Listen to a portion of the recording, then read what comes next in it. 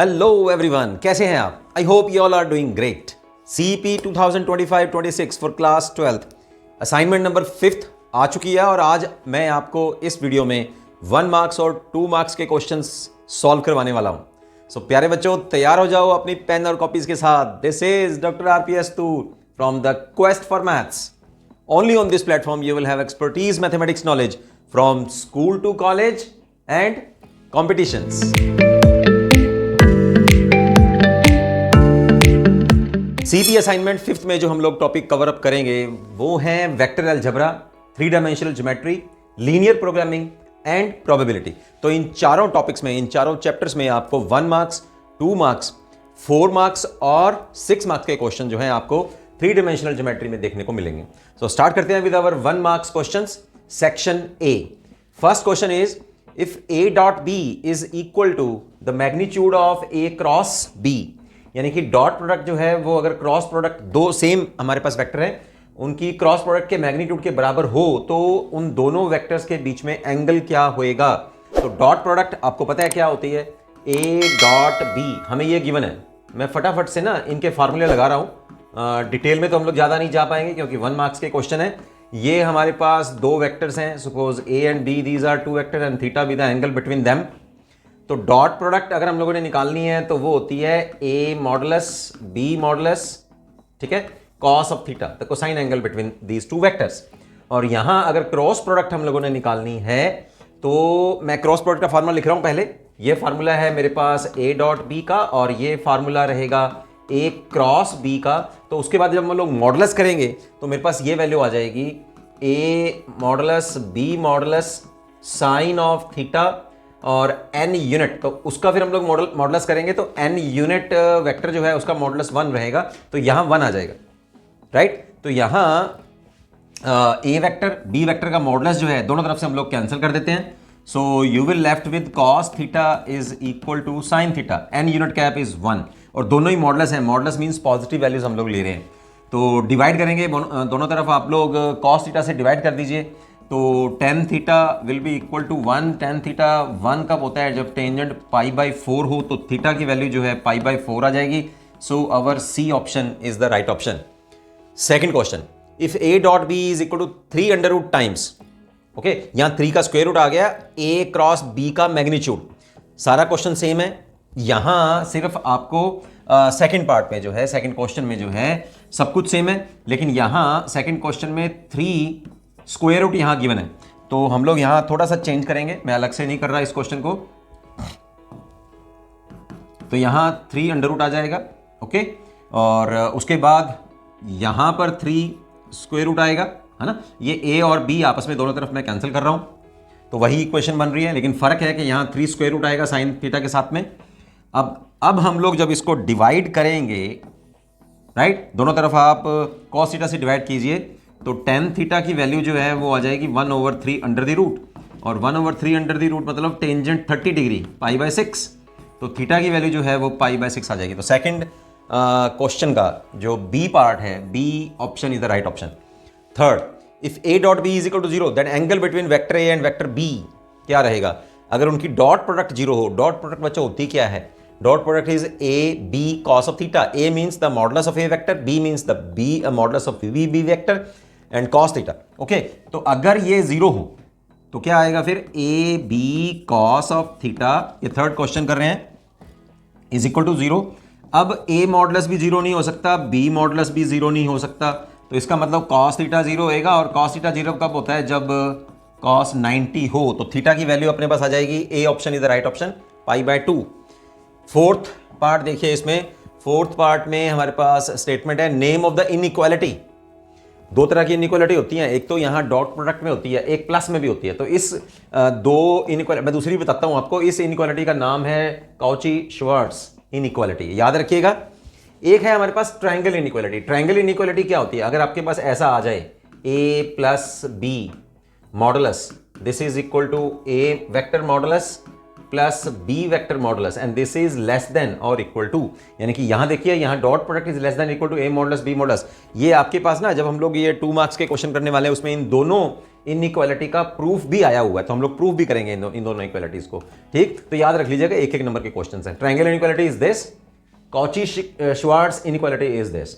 Okay, fifth question देखिए, if A is a non zero vector then A cross A का modulus magnitude of A cross A is what. देखिए, same vector की cross product जो होती है ना बच्चों, वो जीरो वेक्टर होती है। सेम वेक्टर की क्रॉस प्रोडक्ट अगर हम लोग कर लें, डॉट प्रोडक्ट अगर आप करें ए डॉट ए की, तो होती है ए वेक्टर का स्क्वायर, लेकिन क्रॉस प्रोडक्ट जो होती है वो जीरो होती है। तो इसका जब मॉडुलस निकालेंगे तो जीरो वेक्टर की मॉडुलस क्या रहेगा, वो जीरो ही रहेगा फिर, है कि नहीं। तो हमारे पास ऑप्शन क्या रहेगा फिर इसमें, D option is the right option. Sixth question, if A vector is this I plus 2j minus 3k, B vector is this 2i minus 2j minus k, then A dot B. A dot B के लिए मैं बस जैसे refresh करवा रहा हूं, लेकिन vector algebra में मैंने सब कुछ बता दिया आपको। I dot I, J dot J is equal to K dot K, ये तो 1 होते हैं, लेकिन अगर किसी और वेक्टर के साथ में I dot J, J dot के डॉट आई, तो ये 0 होती है, राइट। ये चीजें आप याद रखिएगा। तो ए डॉट बी कर रहे हैं हम लोग, इसका मतलब क्या है, इस वेक्टर को इस वेक्टर से हम लोग डॉट प्रोडक्ट कर रहे हैं। तो आई डॉट आई 1, जे डॉट जे 1, के डॉट के 1 आ गया है ना, बाकी जो मैग्नीट्यूड रही वो आपस में मल्टीप्लाई हो जाएंगे। लेकिन जब आई डॉट जे करेंगे फिर आई डॉट के करेंगे तो वो 0 होता जाएगा। तो सीधा सा आप इसका आंसर लिख सकते हैं, सिर्फ आई को आई से डॉट प्रोडक्ट कीजिए, उसके कॉफिशिएंट्स, और आई डॉट आई तो 1 ही हो जाएगा, राइट। तो यहाँ ए डॉट बी का आंसर हमारे पास आएगा, देखिए यहाँ आई का जो कॉफिशिएंट है दैट इज 1, तो 1 इंटू 2, राइट, 1 और 2, और आई डॉट आई 1 हो गया। फिर J dot J plus 2 into minus 2 plus minus 3 into minus 1, so this is the value of A dot B. कितना आया, 2 माइनस 4 प्लस 3, 5 माइनस 4, 1 आ गया। सो 1 is our A option is the right option. Seventh question, direction ratios of the straight line. ये straight line हमें अब 3 dimensional geometry में question आ गए हैं इसमें अपने पास, तो उसकी डायरेक्शन रेशियो पूछ रहा है ऑफ द स्ट्रेट लाइन। ये स्ट्रेट लाइन की वेक्टर फॉर्म में इक्वेशन गिवन है। स्टैंडर्ड फॉर्म क्या होती है, 3 डायमेंशनल ज्योमेट्री का बच्चों मैंने चैप्टर जो है बहुत अच्छे से आपको करवा दिया है। वहाँ सबसे पहले आप डायरेक्शन रेशियोज को चेक करिए, ठीक है। Equation of a straight line in vector form, equation of a straight line in Cartesian form, ये सब आप पहले एक बार उसको अच्छी तरह से कर लीजिए, तो देखते ही आपको क्वेश्चन समझ में आ जाएगा, क्योंकि 1 नंबर का क्वेश्चन है तो इसके ऊपर ज़्यादा टाइम नहीं लगाना। तो यहाँ इसकी वेक्टर फॉर्म में इक्वेशन बनती है A vector plus lambda times B vector. यहाँ ए वेक्टर क्या होता है, A vector is the position vector of the point through which the line passes. जैसे ये है अपने पास, ये एक लाइन है और यहाँ x1 y1 z1 से ना, ये लाइन जो है, जिस लाइन की इक्वेशन हम लोग बनाने जा रहे हैं, ये जिस लाइन की इक्वेशन हमें गिवन है, वो लाइन इस पॉइंट में से पास करती है, और इस पॉइंट का पोजीशन वेक्टर होता है ए वेक्टर। और बी वेक्टर क्या होता है, जिस वेक्टर के पैरेलल जो लाइन की इक्वेशन हम लोग बना रहे हैं, वो लाइन एक गिवन वेक्टर के पैरेलल होती है, तो वो होता है बी वेक्टर। जो इसके डायरेक्शन रेशियोज होंगे इस गिवन वेक्टर के, वही, क्योंकि पैरेलल है, तो वही रिक्वायर्ड लाइन के भी डायरेक्शन रेशियो होंगे। तो वो कहां से मिलती है, फिर हमें बी वेक्टर क्या है, ये है बी वेक्टर। तो बस इसके जो कॉफिशिएंट है आई जे के, वही है डायरेक्शन रेशियोज। तो डायरेक्शन रेशियोज क्या आएंगे, 2 -3 और 2, ये आंसर है। तो 2 -3 और +2, ये है हमारे पास D option is the right option. 8th question देखते हैं। 8th क्वेश्चन में देखो बच्चों, ये कार्टेशियन फॉर्म में है, 7th क्वेश्चन में वेक्टर फॉर्म में थी। तो कार्टेशियन फॉर्म में भी समझो, आए एक बार दोबारा से मैं रिपीट कर देता हूं। कार्टेशियन फॉर्म में इक्वेशन ऑफ लाइन जो है, in Cartesian form x minus x1 over a, y minus y1 over b, z minus z1 over c। यहां अभी मैंने आपको बताया x1 y1 y1 z1 is the point through which the line passes, okay. और a b c क्या है, these are the direction ratios of the vector about which the given line और about the required line, या बनाने जा रहे हैं या गिवन लाइन जो भी अपने पास है वो उस वेक्टर के पैरेलल है। तो यहां इसके डायरेक्शन रेशियोज क्या हुए, सबसे पहले आपको जो भी लाइन गिवन है उसको इस स्टैंडर्ड फॉर्म में लिख लेना है आपने, फिर उसके जो डिनोमिनेटर हैं बस वही उसके डायरेक्शन रेशियोज हैं। तो यहां जो गिवन लाइन है वो सबसे पहले स्टैंडर्ड फॉर्म में नहीं है, उसको स्टैंडर्ड फॉर्म में हम लोग बना लेते हैं। देखिए कैसे, यहां x-1 बाई 3, तो ये तो स्टैंडर्ड फॉर्म में आ गई इसी की तरह से। x माइनस, इसमें पॉइंट क्या हुआ 1 और a की वैल्यू कितनी हुई 3। सेकंड देखो 2y प्लस 6 है, लेकिन यहां y का कॉफिशिएंट जो है वो 1 होना चाहिए। यहां कितना है 2, तो नोमरेटर और डिनोमिनेटर को 2 से डिवाइड कर लीजिए। तो नोमरेटर को डिवाइड करेंगे तो आएगा y प्लस 3 और डिवाइडेड 12 को 2 से डिवाइड करेंगे तो आएगा 6। ओके, अब यहां देखो 1 माइनस जेड है, लेकिन यहां कितना होना चाहिए z माइनस पॉइंट, ठीक है, जो भी पॉइंट z माइनस z1। तो z वेरिएबल को आगे लाइए, यानी कि -1 कॉमन कीजिए इसमें से, तो यहां आएगा z -1 ओवर -7। तो ये माइनस और माइनस यहां प्लस हो जाएंगे।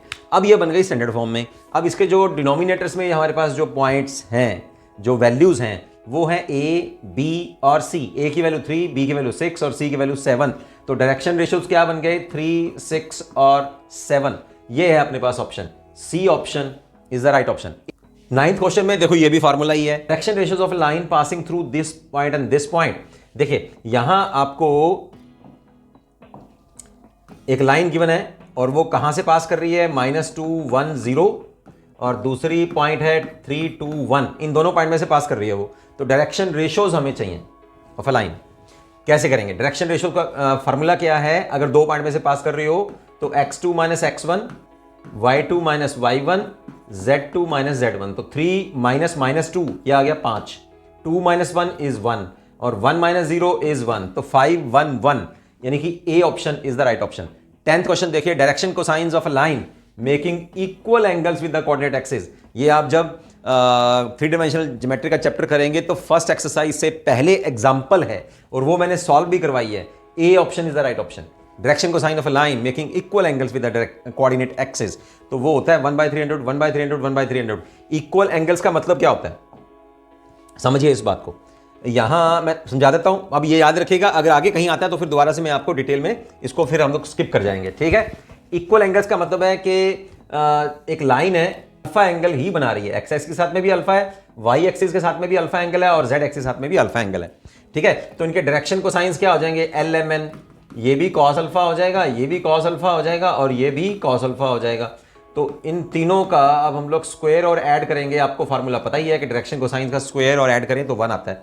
तो तीनों का ऐड कर दो, फिर क्या आ जाएगा 3 cos square alpha, this is equal to 1। Cos square alpha is 1/3। तो कॉस अल्फा कितना आ गया, +-1/3 अंडर द रूट। तो कॉस अल्फा का मतलब है L की वैल्यू भी कितनी आ गई, +-1/3 अंडर रूट, M की वैल्यू भी सेम आ गई और N की वैल्यू भी +-1/3 अंडर रूट आ गई। इसका मतलब यहां देखो प्लस माइनस तो दिया नहीं हुआ, तो सिर्फ प्लस साइन ले रहा है। तो A part is the right option. 11th question, direction ratio of a line making equal angle with the coordinate axis. देखिए बच्चों, डायरेक्शन रेशियोज और डायरेक्शन कोसाइंस में क्या फर्क होता है। अगर हमारे पास 3 यहां वैल्यूज हैं और वो डायरेक्शन रेशियोज हैं, तो डायरेक्शन कोसाइंस क्या आएंगे, डायरेक्शन कोसाइंस आएंगे फर्स्ट डायरेक्शन रेशियो न्यूमरेटर में और तीनों का square addition with under root sign. ये आ गया L की वैल्यू। M की वैल्यू क्या आएगी, B ओवर, बिल्कुल यही स्क्वायर रूट नीचे आ जाएगा डिनोमिनेटर में। N की वैल्यू क्या आएगी, C over sum of squares of 3 direction ratio with under root sign. तो ये अपने पास LMN आते हैं। अब ध्यान से देखो, यहां जो हम लोगों ने डायरेक्शन कोसाइंस निकाले हैं 1/300, 1/300, 1/300। इसका मतलब जो न्यूमरेटर वाले पॉइंट्स हैं, न्यूमरेटर वाली जो वैल्यूज हैं वो डायरेक्शन रेशियोज हैं और तीनों डायरेक्शन रेशियोज का हम लोग स्क्वायर और ऐड करेंगे, है ना। करके देखो जरा ऊपर वाली वैल्यूज का 1, 1, 1 का 1 square plus 1 square plus 1 square under the root, तो कितना आ गया 3 अंडर रूट। इसका मतलब ये जो डिनोमिनेटर वाले वैल्यूज हैं वो sum of squares of direction ratios हैं विद अंडर रूट साइन और जो न्यूमरेटर वाली वैल्यूज हैं वो उनके डायरेक्शन रेशियोज हैं। तो यहां से समझते हुए ज्यादा टाइम नहीं वेस्ट करना, क्योंकि ये 1 मार्क्स के क्वेश्चन है। तो डायरेक्शन रेशियो सीधी सी बात है, इनके जो न्यूमरेटर वाली वैल्यूज हैं, यानी कि C option is the right option, 1, 1, 1। तो डायरेक्शन अगर उल्टा भी क्वेश्चन पूछ सकता है कि अगर डायरेक्शन रेशियोज निकालो जिनके of the line making equal angles, मतलब ये क्वेश्चन पहले आ सकता था, तो आप क्या लिखेंगे 1, 1, 1 और डायरेक्शन कोसाइंस क्या लिखेंगे, फिर इन तीनों का स्क्वायर और add with under root sign, फिर 1 से डिवाइड कर दो, 1 से डिवाइड कर दो, यहां भी 1 से डिवाइड कर दो 3 अंडर रूट को, है ना। तो वो ऊपर वाला पार्ट आ जाएगा। तो 10th और 11th क्वेश्चन आपस में सेम है, मतलब फ्री के मार्क्स हैं यहाँ तो, ठीक है। 12th क्वेश्चन देखते हैं। If direction ratios of a line are this then its direction cosines are. यहां देखो बच्चों, मैंने आपको क्या फॉर्मूला बताया है, ये बताया कि अगर डायरेक्शन रेशियोज ABC हों तो डायरेक्शन कोसाइंस हम लोग क्या निकालते हैं, तीनों डायरेक्शन रेशियोज का स्क्वायर और add with the square root sign. तो यहां आपको डायरेक्शन रेशियोज दे दिए ना उसने, है ना। तो डायरेक्शन कोसाइंस क्या आएंगे, 12th question, direction cosines 9 divided bye तीनों डायरेक्शन रेशियोज का स्क्वायर और ऐड, ठीक है। तो स्क्वायर और ऐड कर दो फिर, तो ये वाली जो वैल्यू है ये ठीक रहेगी। Okay, 9/121 under the root minus 6/121 under the root, और तीसरी वैल्यू है 2/121 under the root. 13th question को देखिए, और यहां से हमारे पास कंडीशनल प्रोबेबिलिटी फिर स्टार्ट हो जाएगी, राइट। 13th क्वेश्चन, यहां प्रोबेबिलिटी ऑफ ए गिवन है, प्रोबेबिलिटी ऑफ बी गिवन है, probability of their intersection given है, then he is asking you to find out the probability of A when B option has already occurred. तो यहां P A B probability formula क्या होता है, probability of their intersection divided by जो occurred हो गया उसकी प्रोबेबिलिटी से डिवाइड कर दीजिए आप, राइट। तो बस फिर हमारे पास आंसर क्या आएगा, probability of intersection 1/5, probability of B is 3/8, right. तो दोनों को डिवाइड कर दीजिए। यहाँ जब ये मल्टीप्लाई होंगे तो नीचे जो हमारे पास वैल्यू है वो उलट के मल्टीप्लाई हो जाएगी। तो कितना आया फिर 8/15, ये आंसर आ गया, B option is the right option. 14th question देखो, if A and B are independent events, और ये हमारे पास फार्मूला भी बन जाएगा फिर, probability of A is half, probability of B is 3/8, then probability of A intersection B is, क्या होती है, जब इंडिपेंडेंट इवेंट्स हों तो प्रोबेबिलिटी ऑफ देयर इंटरसेक्शन होती है दोनों इवेंट्स की अलग अलग प्रोबेबिलिटी की मल्टीप्लिकेशन। जब इंटरसेक्शन की बात करते हैं तो हम लोग, जब इंडिपेंडेंट वेरिएबल्स हों तो सिंपल सी इन दोनों की आपस में मल्टीप्लाई कर दो फिर, हाफ इंटू 3/8, तो कितना आ गया 3/16। C option is the right option. 15th question देखो, बिल्कुल सेम आ गया। तो इसका फार्मूला क्या बनेगा, अभी मैंने आपको बताया, probability of B when A is already occurred, तो इसकी प्रोबेबिलिटी होएगी A intersection B divided by जो अकर हो चुका उसकी प्रोबेबिलिटी से आप डिवाइड कर दीजिए।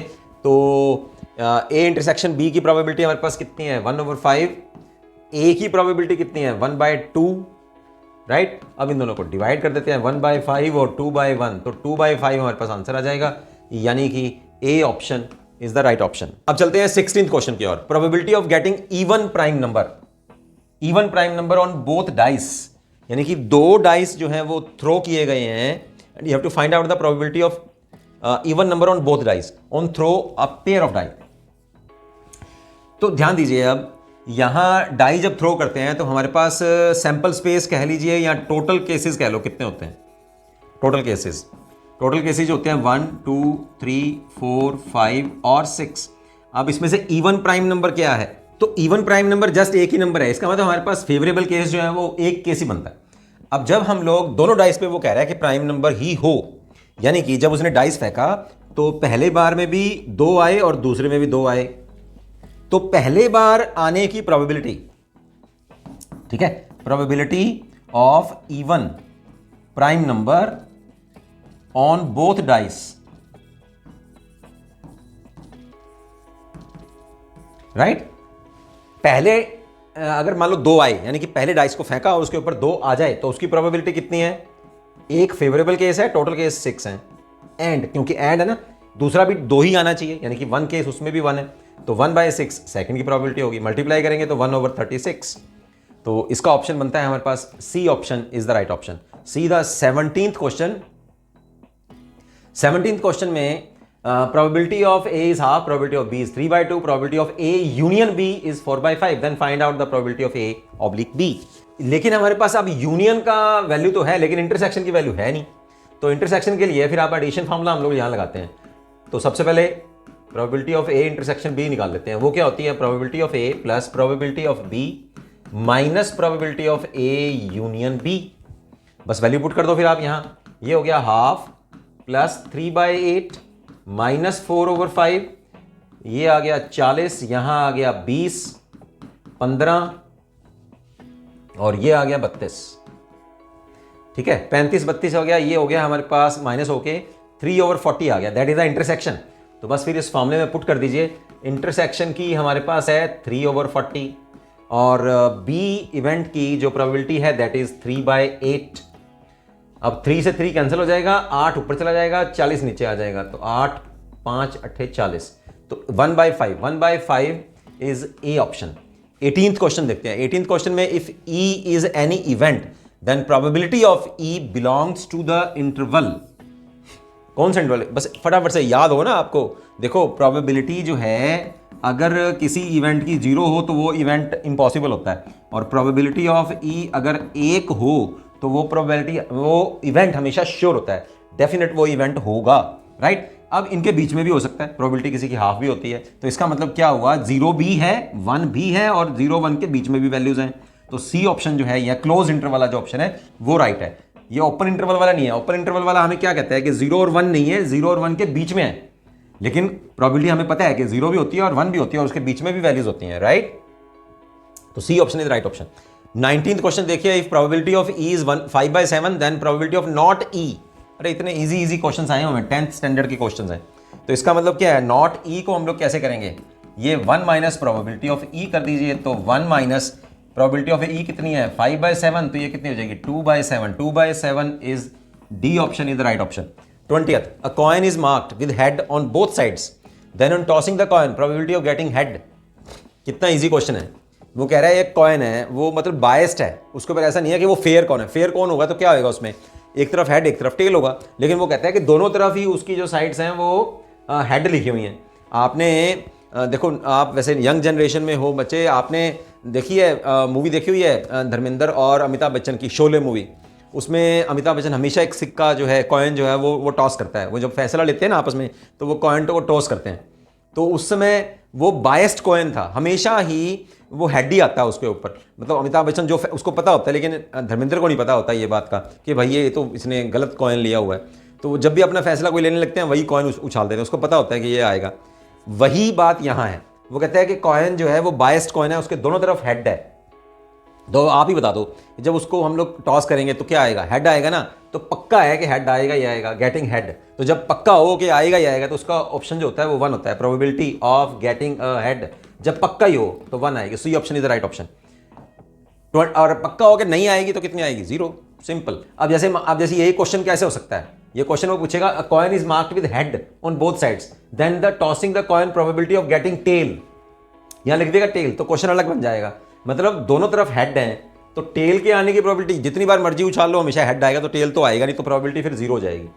तो 2 क्वेश्चन मैंने करवा दिया एग्जांपल के साथ में। 21st, there are 3 red balls 4 white balls and 7 blue balls.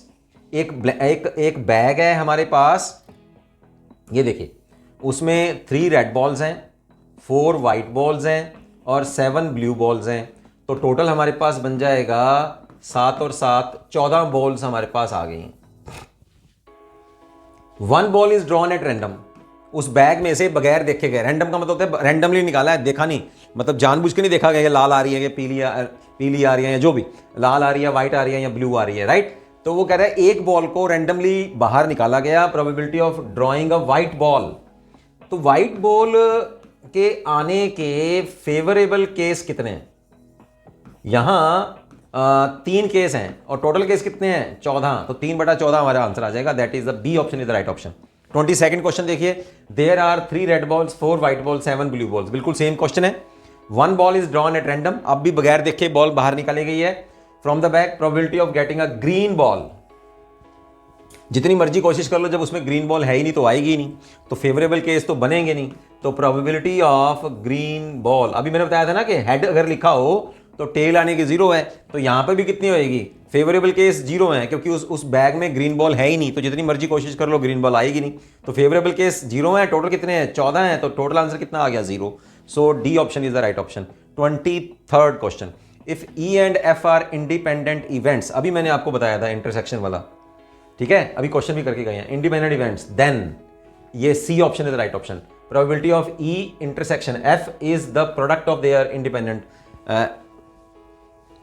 probability of E intersection F is equal to the product of the probabilities of the independent events. Probability of E multiplied with probability of F. So C option is the right option. 24th question, all points of a feasible reason are, these are called feasible solutions. ये है हमारा linear programming problems में से ये questions आ रहे हैं 1 marks के। Feasible solution हम लोग बोलते हैं, जो सारे पॉइंट्स फिजिबल रीजन के जो सारे पॉइंट्स हैं उनको फिजिबल सॉल्यूशंस बोलते हैं। 25th, corner points of the feasible region are. क्या हो सकते हैं? जो फिजिबल रीजन हमारे पास आता है उसमें जो कॉर्नर पॉइंट होते हैं उनको क्या बोलते हैं? Optimal solution, useless points, infeasible solutions, ऐसा कुछ भी नहीं बोलते। D option is the right option, none of these. 26 common area of for each constraint, जो भी हमें लीनियर कंस्ट्रेंट्स गिवन होती हैं उनसे जो एरिया डेवलप होता है उसका नाम होता है फिजिबल रीजन। 27 क्वेश्चन, इसमें तो बी ऑप्शन आ गया हमारे पास। 27 objective function of linear programming problem is always quadratic, always linear, may be linear और quadratic depending on the problem, may be cubic sometime. No, जब हमारे पास कंडीशंस गिवन होती हैं उसमें ऑब्जेक्टिव फंक्शंस की तो वो हमेशा लीनियर होती हैं, राइट? लीनियर इनइक्वालिटीज गिवन होती हैं हमें, चेक कर लीजिएगा आप। जैसे ये रहा है ना, ये वैल्यू हमें देखनी है मैक्सिमम और मिनिमम, और यहाँ जो देखो ये कंडीशंस गिवन है वो हमेशा आपको लीनियर होगी। लीनियर मतलब एक्स और वाई की एक पावर में आपको इनइक्वालिटी गिवन होगी, राइट? तो ऑलवेज लीनियर। 28 देखो, अब आपको इस फंक्शन की मिनिमम वैल्यू पता करनी है subject to the constraints. Constraints आपके पास गिवन है, तो सबसे पहले आप क्या करेंगे, यहां आपको x plus Y is equal to 7, इस इनइक्वालिटी को इक्वालिटी बना लीजिए, पहले इक्वेशन बना लो।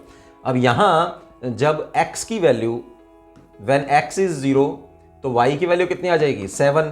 तो फिर z की वैल्यू कितनी आएगी? यहां पुट करके देख लो, है ना। z की वैल्यू आएगी, x मैं 0 पुट कर रहा हूं, y मैं 7 पुट कर रहा हूं, तो 3 और 7 या 21 और 2 23, तो 5 इंटू 0 प्लस 3 इंटू 7 प्लस 2, तो यहां z की वैल्यू आ गई 21 और 2 23। ठीक है, अब निकालते हैं when x is equal to 7, यहां पर करके देखो 7, तो y की वैल्यू कितनी आ जाएगी? y की वैल्यू आ जाएगी 0। तो अब इस पॉइंट के ऊपर z की वैल्यू निकालते हैं। z हम लोग 5 इंटू 7 प्लस 3 इंटू 0 प्लस 2, यह आ जाएगी 35 और 2 37। अब बच्चों इन दोनों पॉइंट्स में से देख लो आप कौन से पॉइंट के ऊपर मिनिमम वैल्यू है और कौन से ऊपर मैक्सिमम वैल्यू है। तो मिनिमम वैल्यू आपके पास क्या आई?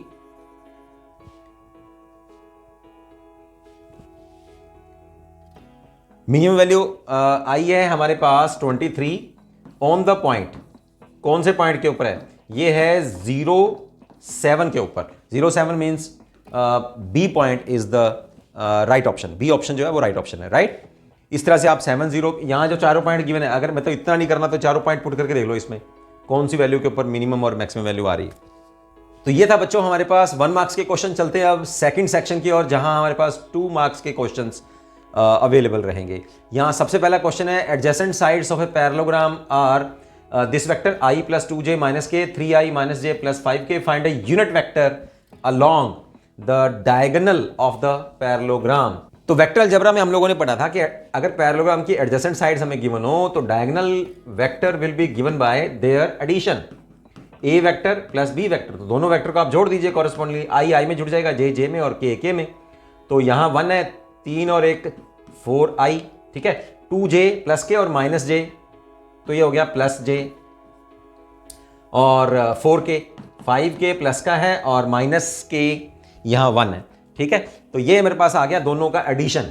अब इसका हम लोग मॉडुलस निकाल लेते हैं, क्योंकि यूनिट वेक्टर निकालना है। तो इसका मॉडुलस आ जाएगा 16 प्लस 1 प्लस 16, ठीक है। 4 का स्क्वायर, यहां 1 का स्क्वायर और 4 का स्क्वायर, यानी कि i का कॉफिशिएंट, j का कॉफिशिएंट और k के कॉफिशिएंट का square add with a square root sign. तो 33 का अंडर रूट आ गया यहां, बोलो समझाया। तो यूनिट वेक्टर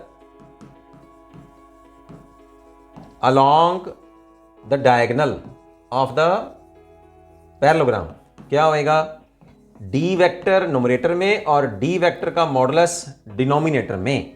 तो हमारे पास d वेक्टर क्या आया था, जो कि दोनों वेक्टर्स को जोड़ के आया था, और 33 स्क्वायर रूट से डिवाइड कर दीजिए, that will be the unit vector along the diagonal of the parallelogram. This is the answer of our first question. Second question देखिए, adjacent sides of a parallelogram are given by this and this, find the area of the parallelogram। तो यहां जो दो given vectors हैं इसका नाम हमने मान लिया है a वेक्टर, और ये सेकंड वेक्टर है that is we denoted by b vector. अब a और b वेक्टर की हम लोग क्रॉस प्रोडक्ट निकाल लेते हैं with the help of determinant method. 6 - 1 5 और 1 + 5 - 2 यहां लिख लिया हम लोगों ने। इसको डिटर्मिनेंट को सॉल्व करेंगे तो ये हमारे पास a क्रॉस b वेक्टर आ जाएगा। a क्रॉस b वेक्टर का मॉडुलस निकाल दीजिए, मैग्नीट्यूड निकाल दीजिए, that will be the area of the parallelogram, जो कि वो मांग रहा था। कैसे निकालते हैं यहाँ मॉडुलस कैसे निकालेंगे? आई का कंपोनेंट ले लीजिए, कॉफिशिएंट ले लीजिए, उसका स्क्वायर, जे का कॉफिशिएंट का स्क्वायर, के कॉफिशिएंट का स्क्वायर, ऐड कर दीजिए square root sign, then you will get 1779 square root square units. Third question देखिए, थर्ड क्वेश्चन की है find the area of the triangle whose sides are given by this and this. बिल्कुल same है, ये मैं अब आपके ऊपर ही छोड़ रहा हूं। Third question, area of the triangle होता क्या है, बिल्कुल वही करना है आपने। एरिया ऑफ ट्रायंगल, कुछ भी जो भी आपको ट्रायंगल गिवन है और उसमें आपको दो वेक्टर गिवन है, इसका नाम आप मान लीजिए ए वेक्टर और ये जो है बी वेक्टर, और फार्मूला होता क्या है 1/2 ए क्रॉस बी निकाल के फिर उसका मैग्नीट्यूड निकाल लीजिएगा और 2 से डिवाइड कर दीजिएगा। That will be the area of the triangle square units. तो ये मैं आपके ऊपर छोड़ रहा हूं क्योंकि मैंने ए क्रॉस बी यहां आपको सिखा दिया है, बस 2 से आपको डिवाइड करना है। वेक्टर आपके लिए नए हैं, ठीक है, उसके अलावा है, तो इसका भी आप क्रॉस प्रोडक्ट आप करिएगा। इसका आंसर मैं आपको बता देता हूं। सॉल्व करने के बाद आपके पास आएगा 371 और 2 से आपको डिवाइड करना है the square unit. This fourth question देखिए बच्चों, आप the value of P if the vectors this and this are perpendicular. बहुत इजी क्वेश्चन है, ये मान लेते हैं ए वेक्टर है और ये मान लेते हैं बी वेक्टर है और ये परपेंडिकुलर है।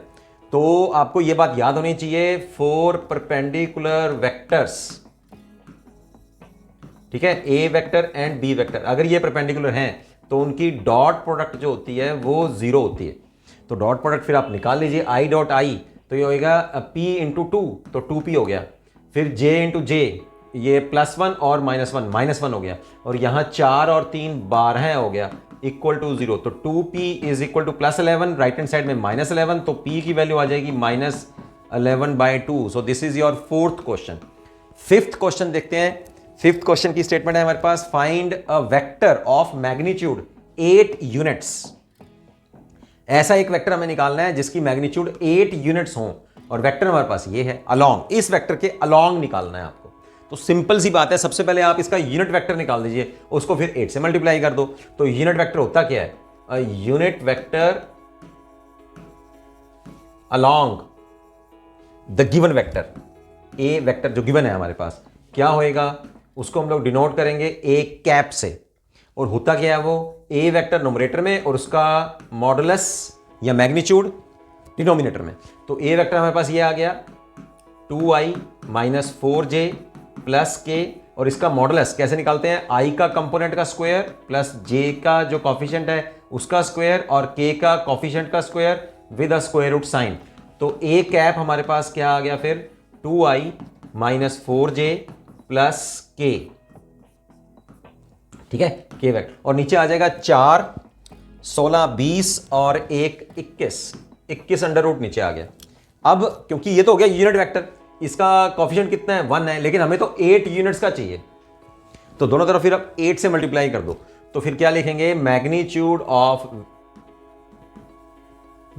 कितनी है 8 यूनिट्स, तो वो यूनिट वेक्टर निकालना है। तो होगा क्या 8 कैप, तो यहां भी 8 मल्टीप्लाई कर दो, कितना आएगा 16i 32j plus 8k divided by 21 under the root. So this is your answer.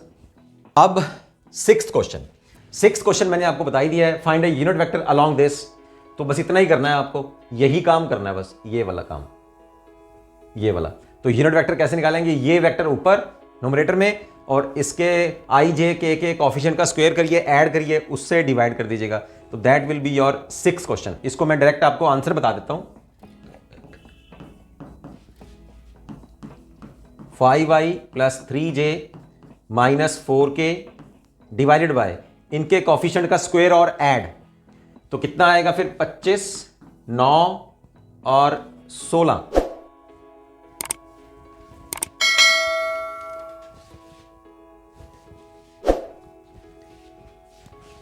तो ये 50 के अंडर रूट से हम लोग डिवाइड कर देंगे इसको। बोलो समझा गया? This is the unit vector along the given vector. तो ये 6 क्वेश्चन का आंसर भी मैंने आपको निकाल दिया है, आपने बिल्कुल सारा लिखना है उसको, ठीक है, मैं तो जल्दी जल्दी से बता रहा हूं आपको। 7th क्वेश्चन देखिए, 7th क्वेश्चन में ये वही आ गया, देखो मैग्नीट्यूड हम लोगों ने यहां भी निकाली है।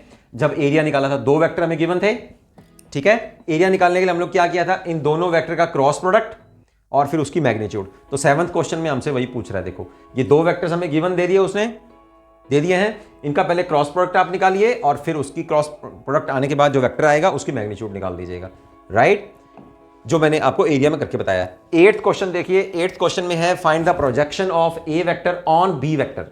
तो आपको इसका फार्मूला पता होना चाहिए, सीधी सी बात है।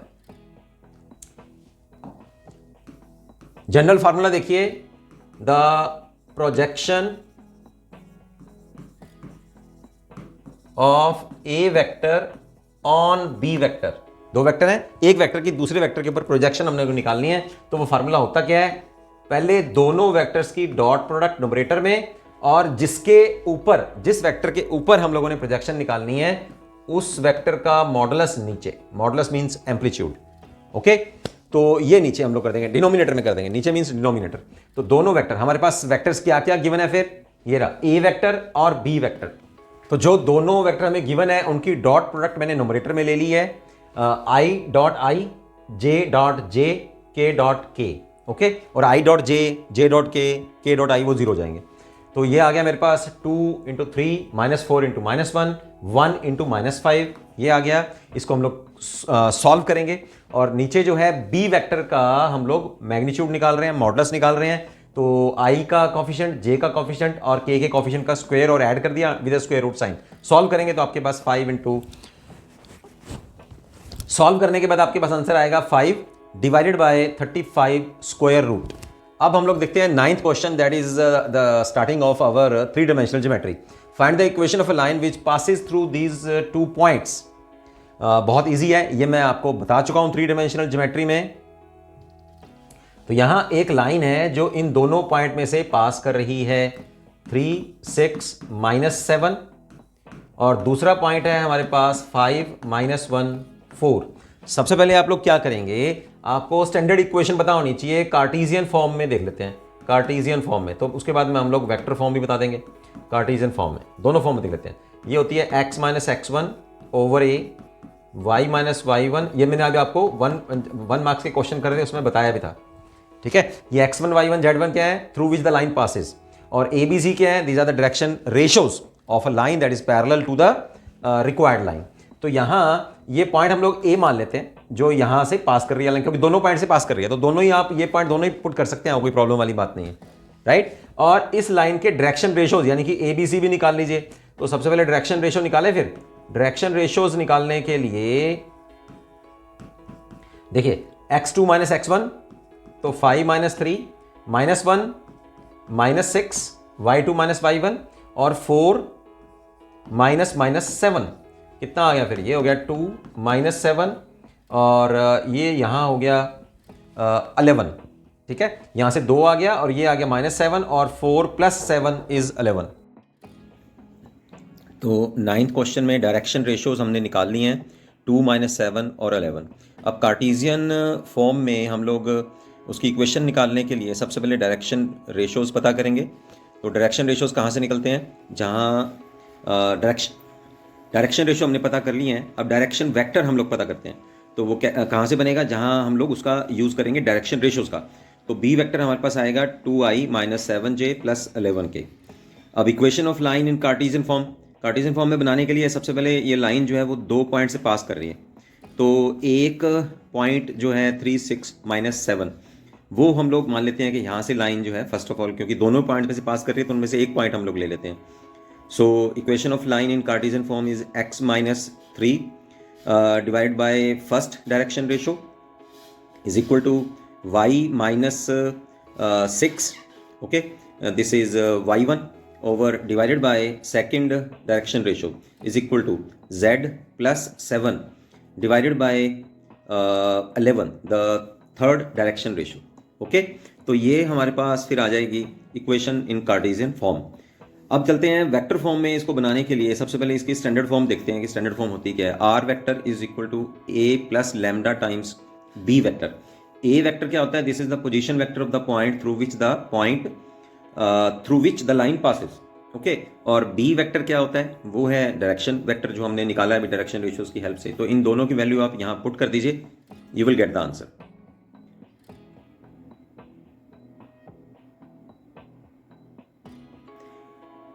टेंथ क्वेश्चन में he's asking to find out direction cosines of the line passing through these two lines. तो डायरेक्शन रेशियोज आप लोग कैसे निकालेंगे? जैसे अभी मैंने आपको बताया x2 minus x1, y2 minus y1 और z2 माइनस z1, तो ये डायरेक्शन रेशियोज आ गए। ठीक है, डायरेक्शन कोसाइंस कैसे निकालते हैं?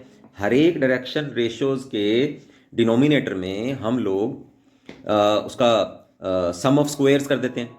तो -4 का स्क्वायर 16, 5 का स्क्वायर 25 और -9 का स्क्वायर हो गया 81।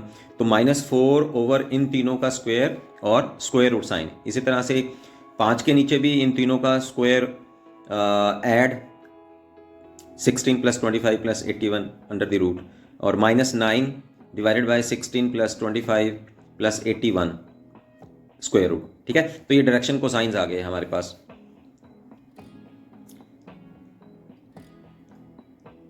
11th क्वेश्चन की स्टेटमेंट देखो बच्चों, find the direction ratios and direction cosines of the lines making equal angles with the coordinate axis. और ये क्वेश्चन हम लोग 1 मार्क्स के जो क्वेश्चन हम लोगों ने किए थे, 1 मार्क्स के क्वेश्चंस में ये है 10th और 11th क्वेश्चन।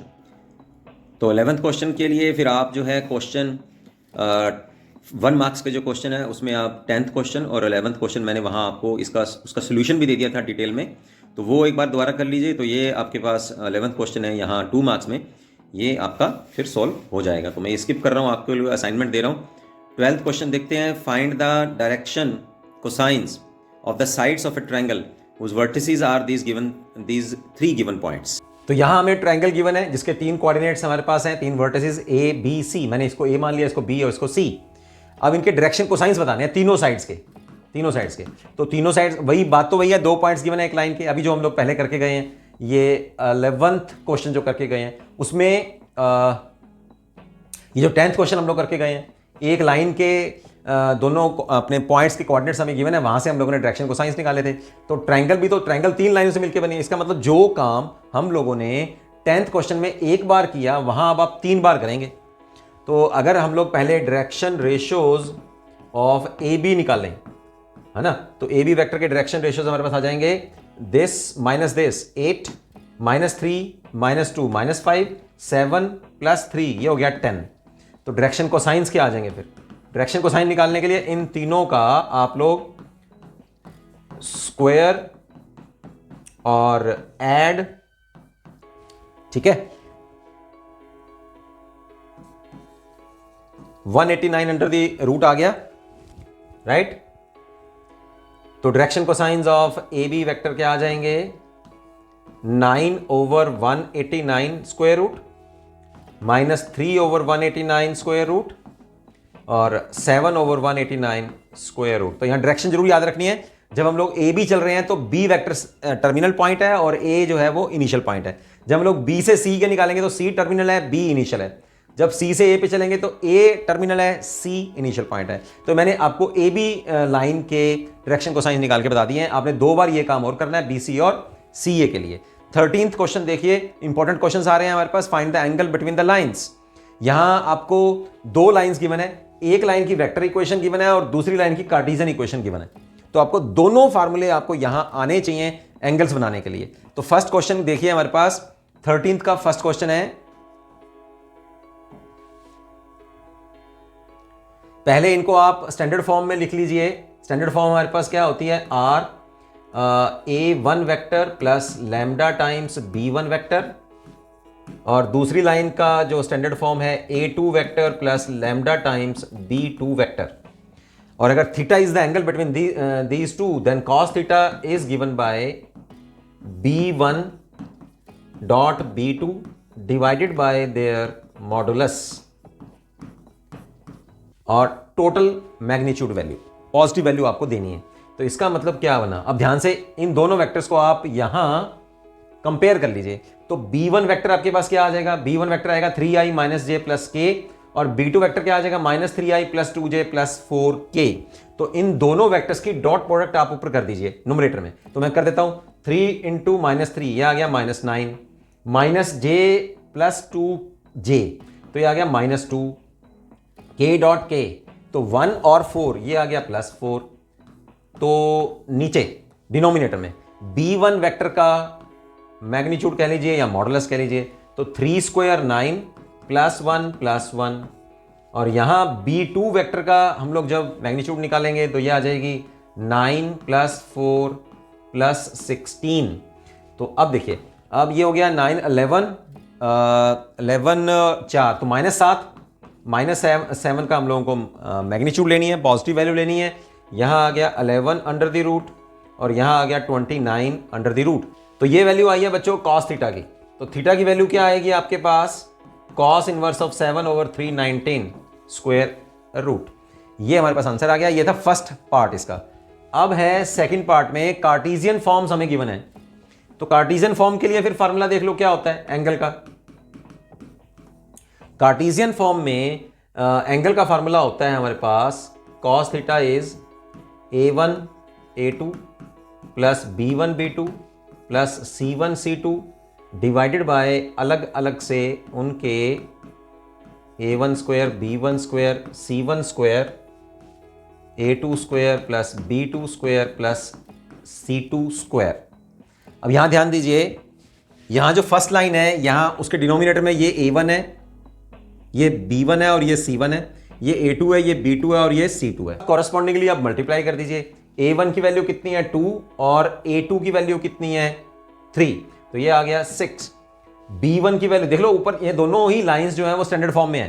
तो b1 की वैल्यू है 3 और b2 की वैल्यू है 5, तो ये आ गया 15 प्लस c1 की वैल्यू 4 और c2 की वैल्यू है 5, तो 20। ठीक है, और नीचे डिनोमिनेटर में इनका स्क्वायर रूट, तो 4 9 और 16, और दूसरे वाले का आ जाएगा 9 25 और 25, 9 25 और 25। ठीक है, तो ये बन गया मेरे पास 41 9 4 13 29 स्क्वायर रूट और 59 स्क्वायर रूट। अब अंदर मल्टीप्लाई कर देते हैं इनकी। तो थीटा की वैल्यू कितनी आ जाएगी फिर, cos inverse of 41 over 17 11 square root. This is the angle between these two lines in Cartesian form. Find the value of m if the lines, यहां दो लाइंस हमें गिवन है, देखो दोनों ही स्टैंडर्ड फॉर्म में गिवन है हमें, are perpendicular to each other. दो लाइंस आपस में परपेंडिकुलर कब होती हैं, जब उनके बीच में cos थीटा 0 होता है। आप देखो कार्टेशियन फॉर्म में गिवन है ना, तो cos थीटा गिवन है, इसका मतलब इसका डिनोमिनेटर वाला जो पार्ट मैंने आपको बताया है, स्क्वायर रूट करके सम किया गया है, स्क्वायर रूट किया गया है, तो वो तो खत्म हो जाएगा। इसका मतलब बचेगा क्या, 4 परपेंडिकुलर लाइंस। डिटेल में समझने के लिए 3 डायमेंशनल ज्योमेट्री का चैप्टर पढ़ लो, वहां मैंने आपको बताया हुआ है कि दो लाइंस कब परपेंडिकुलर होती हैं, when a1 a2 b1 b2 plus c1 c2, इन दोनों की कॉरेस्पॉन्डिंग जो डायरेक्शन रेशियो है उनकी मल्टीप्लाई करके ऐड करोगे तो 0 आना चाहिए। अब ये है a1 b1 c1 a2 b2 c2, बस फिर मल्टीप्लाई करो, फिर 3 और 4 कितना हो गया 12, b1 b2 कितना हो गया 14m, है ना, ये 2m और ये b2, और ये c1 और ये c2, तो कितना हो गया 56m इक्वल टू 0। ये कितना हुआ फिर 70m equal to 0। 70m as it is, 12 को हम लोग राइट हैंड साइड ले जाएंगे -12, तो m की वैल्यू आ जाएगी -12/70। इसको अगर हम लोग थोड़ा सा सिंप्लीफाई करना चाहें तो ये मेरे पास आएगा 6/35। So the value of m is -6/35। ये बच्चों मैंने असाइनमेंट नंबर 5 में 1 मार्क्स और 2 मार्क्स के क्वेश्चंस मैंने आपको कंप्लीट करवा दिया है। इन क्वेश्चंस को आप अच्छे से करिए। कोई प्रॉब्लम आ रही है तो एज यूजुअल आप मुझे कांटेक्ट कर सकते हैं, कमेंट बॉक्स में कमेंट कीजिए या मुझे व्हाट्सएप पे आप इंटरेक्शन में रह सकते हैं। अभी आप इस चैनल पर नए हैं तो जल्दी से इस चैनल को सब्सक्राइब कर लीजिए, क्योंकि मेरे आने वाले वीडियोस के नोटिफिकेशंस आप तक सबसे पहले पहुंचते रहेंगे। तो मिलते हैं फिर नेक्स्ट वीडियो में, जिसमें मैं आपको 4 मार्क्स और 6 मार्क्स के क्वेश्चंस जो है CEP असाइनमेंट नंबर 5 में कंप्लीट करवाने वाला हूं। सी यू, बाय बाय।